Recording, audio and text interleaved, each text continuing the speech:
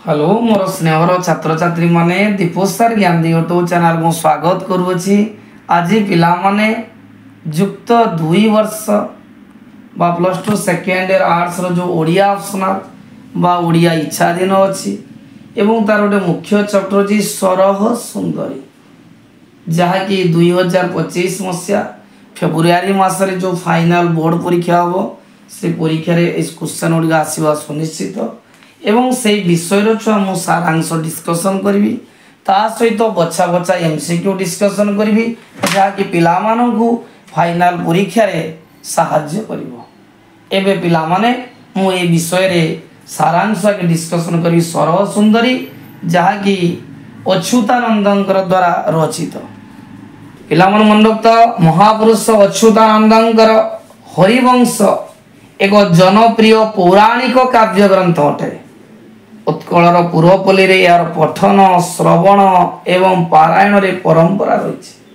आलोच्य सरह सुंदरी कविताटी हरिवंश काव्यर तृतीय खंड एवं प्रथम अध्याय अंश विशेष पिला मन रखता जो आलोच्य सरह सुंदरी कविता रे कवि लीलामय श्रीकृष्णंकर ब्रजलीला रे सहायता करुवा दूती रूपे कवि सरह सुंदरी चरित्र को वर्णना करिसंती। विशेषकर राधा कृष्णंकर मिलन पर्व रे सरह सुंदरी गुरुत्वपूर्ण भूमिका निर्वाह करिछि। गोप नगरी रो आबाल वृद्ध वनिता निकट रे सरह सुंदरी समस्तंकर परिपूर्ण स्नेह श्रद्धा विश्वास रे आदरणीय चरित्र अटे। सरह सुंदरी सदवा की विधवा बारी हुए नहीं। सरह सुंदरी गपपुर समस्त ठणा थाए एवं समस्त सहित से ढग ढमाड़ी एवं कौतिकिया कथा कहे से समस्ते ताकू भल पाती सरह सुंदरी। तेणु नंदराजा कुमारोत्सव पालन अवसर से ब्रजधाम प्रवेश करिछि। नंदराजा एवं जशमती रानी बधाई मागिबार अवसर से दोली करुवा दली उपरे शयन कर श्रीकृष्ण को अभिवादन करिसंती। श्रीकृष्ण और सरह सुंदरी परस्पर ब्रजलीलार सार्थकता देह धारण करिसंती। तेणु आलोच्य कविता रे सरह सुंदरी कविता रे सरह सुंदरी किपरि श्रीकृष्ण को साक्षात करिसंती ता विषय वर्णना करा जायछि। एबे पिला माने आमे यार एमसीक्यू आलोचना करबा।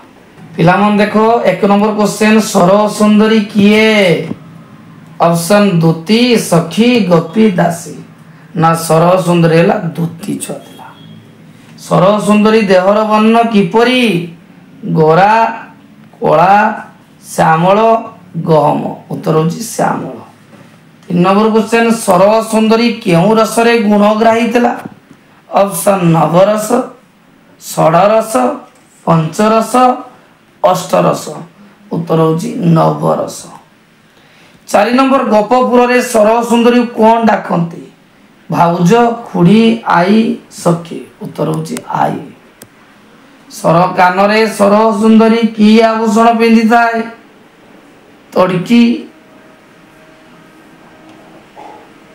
कान फूल कुंडल ना उत्तर होची तड़की। सरह सुंदरी कबरी भितरे कौन थाए?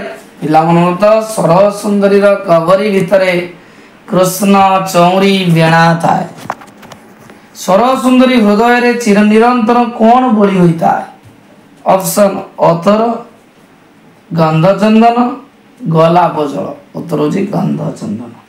सरह सुंदरी केउ रंग रे वस्त्र परिधान करितला? ना धब बा धला रंग रे वस्त्र परिधान करितला।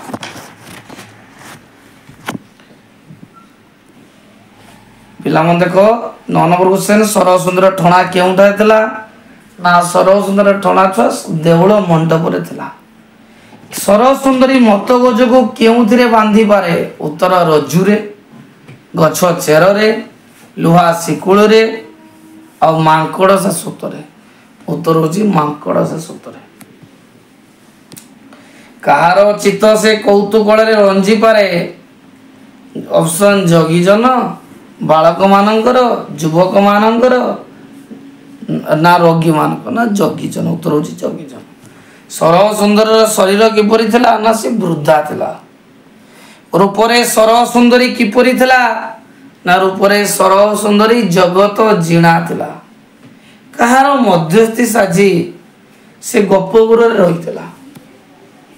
गोविंद राधा ललिता उत्तर जी गोविंद। गोपपुर रे गोपालनी माने कौन लंघी पारती नहीं ना गोपपुर रे गोपालनी माने दूतिकार बाणी को लंघी पारती नहीं। नंदगरे कि उत्सव चलीथिला ना नंदगरे पिला माने कुमार उत्सव चलीथिला। गोविंद केउथिरे विजय करिसंती ना गोविंद रत्न पलक करे विजय करिसंती। कृष्ण को पाद पद्म को किए लय रखितांती ना कृष्ण को पाद को जोगी जन लय रखितांती। क्यों भावरे गोप नगर नर नारी भगवान कृष्ण भेट पाई ना सद्भाव सरह सुंदरी कृष्ण देखी कौन कही ऑप्शन पुनर्जन्म पाइली निस्तरिली स्वर्ग पाइली उत्तर निस्तरिली। पिला देख बर्तमान आम जा क्षुद्र उत्तर मूलक कुमारिका सरह सुंदरी केउठार आसी मिलला पहुँचीला ना रात्र बेनिगड़ी समय रे सरह सुंदरी नंदराजा दरबार रे पदार्पण करितला। सरह सुंदरी तनुर वर्ण किपरि थिला ना श्यामल। सरह सुंदरी मुख किपरि थिला ना सरह सुंदर मुख दंत विहीन थिला। सरह सुंदरी बाल किपरि थिला ना सरह सुंदर बाल पाची जाइथिले मध्य ता खूब लंबा थिला। सरह सुंदरी कहार प्रिय थिला ना सरह सुंदरी पिला उत्तर होची गोपपुर प्रत्येक नर नारी मानकर प्रिय थिला। सरह सुंदरी की विद्या जानी परे ना सरह सुंदरी नव नाटकर विद्या मान को अति सहजरे कहि पारुथिला। सरह सुंदरी कहा कहा संगे सांग होता है ना सरह सुंदरी बाल वृद्ध तरुण निर्विशेष समस्त सहित सांग होता है। से समस्त किपरि टाही करे ना सरह सुंदरी विभिन्न ढग ढमाली प्रयोग करी समस्त को टाही टापरा करुला। केउ रसरे सरह सुंदरी जगत जगत जनाला ना खेल कौतुक रसरे से कौन बोली बारी हुए नहीं सतवा बा विधवा। कहार लय से अवहेले रंजी पारे ना भगवत परायण ब्रह्मचारी लय से अनायस लची पारे।